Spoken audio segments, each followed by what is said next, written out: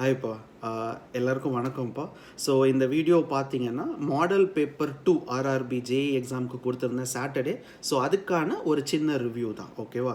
நான் என்ன எதிர்பார்த்தனோ, ஃபர்ஸ்ட் பேப்பரில் கூட நான் சொல்லியிருந்தேன், இதெல்லாம் அட்டெண்ட் பண்ணுங்கன்னு சொல்லிட்டு.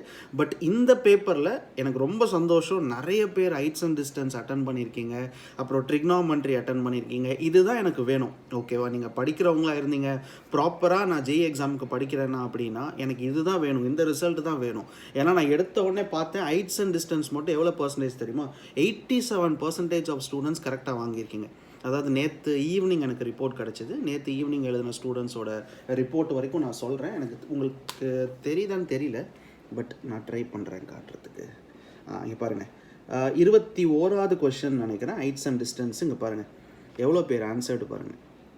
ராங்லி ஆன்சர்டு 8, எவ்வளோ பேலன்ஸ் இருக்க 13, பட் ஆன்சர்டு கரெக்ட்லி பார்த்தீங்கன்னா 87%. 87% கரெக்டாக போட்டிருக்கீங்க. அதே மாதிரி செகண்ட் ஒன்றுன்னு நினைக்கிறேன், அஞ்சாவது கொஷின் பார்த்தீங்கன்னா ட்ரையாங்கிள் கேட்டிருந்தேன்ப்பா. ஓகேவா? ஸோ ட்ரையாங்கிள் தான் பார்த்தீங்கன்னா அஞ்சாவது கொஷின். இந்த அஞ்சாவது கொஷின் பார்த்தீங்கன்னா ட்ரையாங்கிள் அன்ஆன்சர்டு பாருங்கள். ஆன்சர்டு கரெக்ட்லி எவ்வளோ அப்படின்னு பார்த்தீங்கன்னா வெறும் 13% தான். ஓகேவா? அதை கொஷினை விட்டவங்க, அதாச்சும் ஆன்சரே பண்ணாமல் விட்டவங்க எவ்வளோன்னு பார்த்தீங்கன்னா 87% ஆஃப் ஸ்டூடெண்ட்ஸ். குறைஞ்சது 3000 ஸ்டூடெண்ட்ஸ் கிட்ட எழுதவே இல்லை அந்த ட்ரையாங்கிள் கொஷின். நான் அந்த வீடியோ நீங்கள் சொல்யூஷன் பார்த்தீங்கன்னா தெரிஞ்சிருக்கும்.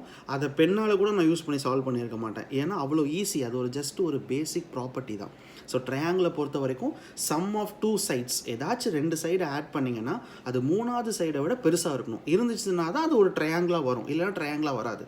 அந்த ப்ராப்பர்ட்டி தான். ஸோ 4 ஆப்ஷன் கொடுத்துருந்தாங்க. எல்லா இதுவும் ஆட் பண்ணி எது கரெக்டாக இருக்கோ அது வந்து ட்ரையாங்கிள் ஃபார்ம் ஆகும், எது கரெக்டாக இல்லையோ அது ட்ரையாங்கிள் ஃபார்ம் ஆகாது. ஸோ இந்த கொஷின் இது ப்ராப்பர்ட்டி மறந்துடாதீங்க. ட்ரையாங்கிளை பொறுத்த வரைக்கும் நான் 3 ப்ராப்பர்ட்டி தான் உங்களுக்கு சொல்லி கொடுத்துருக்கேன். அதில் ஒரு ப்ராப்பர்ட்டி இது. ஓகேவா? ஸோ அதே மாதிரி ட்ரையாங்கிளில் இன்னொரு கொஷின் கொடுத்துருந்தேன், அதை நல்லா போட்டிருந்தீங்க. ரொம்ப சந்தோஷம்ப்பா.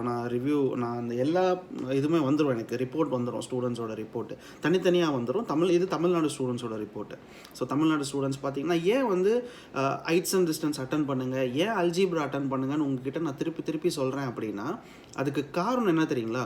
இப்போது அதே 25 கொஷின் இருக்குல்ல மாடல் பேப்பர் 2, நீங்களே ஒரு ஸ்டூடெண்ட் பாயிண்ட்லேருந்து யோசிங்க. 25 கொஷின் டெஸ்ட்டு கொடுத்துருந்தேன். அதில் கடைசி 2 கொஷின் என்னது? சிம்பிளிஃபிகேஷன். இந்தியா ஃபுல்லாக 10 லட்சம் பேர் டெஸ்ட் எழுதுறாங்கன்னு வச்சுக்கோங்க, RRB JE. அந்த 10 லட்சத்தில் 9 லட்சம் பேர் அந்த சிம்பிளிஃபிகேஷனை கரெக்டாக தான் போடுவான். கடைசி 2 சிம்பிளிஃபிகேஷன். அந்த 9 லட்சத்தில் நீங்களும் இருக்கீங்க. கரெக்டாக? அதே டைம் அண்ட் ஒர்க் இருக்குது. அதே செட்டில் டைம் அண்ட் ஒர்க் கொடுத்தேன்.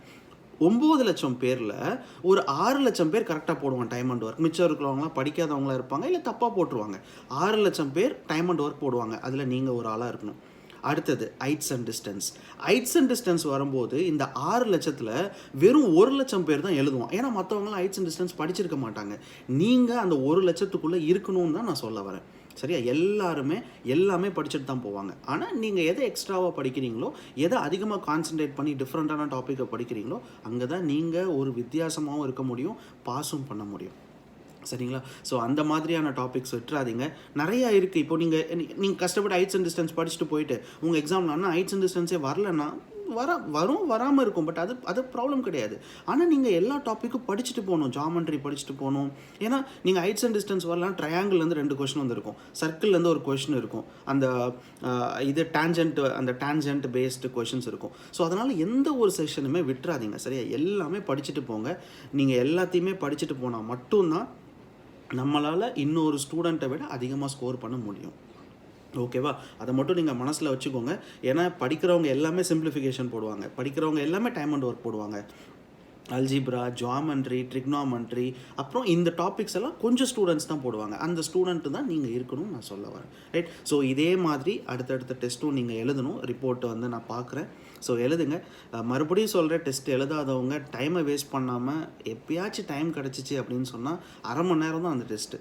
மறந்துடாமல் திருப்பி ஒரு வாட்டி அந்த டெஸ்ட்டை எழுதுங்க. ஒருவேளை நான் 25க்கு நான் வெறும் 13 மார்க் தான் வாங்கியிருக்கேன், அதுக்கு மேலே என்னால் வாங்க முடியலன்னா, நீங்கள் பேலன்ஸ் என்ன தப்பு பண்ணியிருக்கீங்க, எதை அட்டன் பண்ண முடியல, அதில் சொல்யூஷனும் இருக்குது. நீங்கள் வீடியோ பார்க்க முடியல அப்படின்னா கூட அந்த டெஸ்ட்டிலே நான் சொல்யூஷனும் கொடுத்துருக்கேன். ஸோ அந்த சொல்யூஷனை ஒரு வாட்டி திருப்பி பாருங்கள். அதில் என்ன நம்ம தப்பு பண்ணியிருக்கோம் அது திருப்பிக்கோங்க. இப்போ திருத்திட்டு திருப்பி நீங்கள் வியாழக்கிழமை மறுபடியும் டெஸ்ட் எழுதுங்க. அது எத்தனை வாட்டி வேணாலும் நீங்கள் அந்த டெஸ்ட் எழுதலாம். கரெக்டு தானே? நீங்கள் செகண்ட் டெஸ்ட்டை இன்றைக்கி எழுதலாம், நாளைக்கு எழுதலாம், எத்தனை வாட்டி வேணாலும் எழுதலாம். நீங்கள் எக்ஸாமுக்கு முன்னாடி ஒரு 10 நாளைக்கு முன்னாடி மறுபடியும் ஒரு வாட்டி எல்லா டெஸ்ட்டும் எழுதி பார்த்துட்டு போங்க. ஓகேவாப்பா? ஸோ அதனால் வந்து எந்த டெஸ்ட்டையும் விட்டுறாதீங்க. எல்லா சனிக்கிழமையும் ஒரு ப்ராக்டிஸ் செட் உங்களுக்கு இருக்கும். அதுக்கான சொல்யூஷன் வீடியோவும் நான் கொடுக்குறேன். ஸோ இனிமேட்டு ரிப்போர்ட் நான் சொல்ல வேணான்னு தெரியல, பட் நான் எதிர்பார்த்த ரிப்போர்ட் இது தான். ஹைட்ஸ் அண்ட் டிஸ்டன்ஸ் அட்டன் பண்ணணுன்றது தான். அட்டன் பண்ணியிருக்கீங்க, சூப்பர். படிக்காதவங்க படிச்சுட்டு அடுத்தடுத்த டெஸ்ட்டு எழுத ஆரம்பிங்க. ஓகேவா? ஸோ மறந்துடாமல் அடுத்தடுத்த டெஸ்ட்டுக்கான நோட்டிஃபிகேஷன் உங்களுக்கு கண்டிப்பாக கொடுத்துருவேன். ஆப்லேயே வந்துடும். இல்லைனா கூட நம்ம கம்யூனிட்டி பேஜில் கூட போஸ்ட் பண்ணுறேன். ஸோ என்னன்னைக்கு நான் டெஸ்ட்டு போடுறேனோ அன்னன்னைக்கு அந்த டெஸ்ட்டை எழுதிடுங்க. சரியாப்பா? அப்புறம் என்டிபிசி சீக்கிரம் நான் ஆரம்பிக்கிறேன். RRB என்டிபிசிக்கு. ஏன்னா அது அப்படியே ஸ்டாப்பில் இருக்குது. அதே மாதிரி தமிழ் டெஸ்ட் வேணும்னு கேட்டிருந்தீங்க என்டிபிஎஸ்சிக்கு. அதுவும் டீமில் விட்டு அப்டேட் பண்ண சொல்லிட்டேன். இன்னும் ஒரு வாரத்தில் உங்களுக்கு என்டிபிசி தமிழ் என்டிபிசி கிளாஸ் எல்லாமே வந்துடும். அப்புறம் அந்த டிஎன்பிஎஸ்சியோட மெயின்ஸ் பார்த்துட்ருக்கேன். ஸோ அதுவும் நான் ரெடி பண்ணி உங்களுக்கு அப்லோட் பண்ணிடுறேன். சரிங்களா? ஸோ ரொம்ப நன்றிப்பா வீடியோ பார்த்ததுக்கு. பாய்.